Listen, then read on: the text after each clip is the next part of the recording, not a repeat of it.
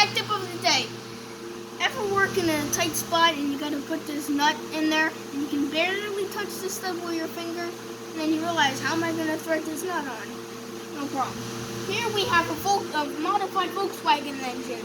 It's got dual carbs, and the back bolts for the carburetor are very tight and it's very hard to get to. But I'm not going to be showing the back because it's hard to videotape. So I'm going to do the front. So you get the washer, get a long screwdriver, and you put it on. Hold it with your two fingers. Put the tip of the screwdriver onto the stud.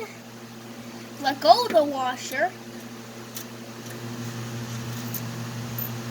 And then it's on the stud. Now you do the same thing with a nut. Get the nut, put it on. Put the tip of the screwdriver on the stud. Let go of it. Put it on. Gently let go. And then thread it on.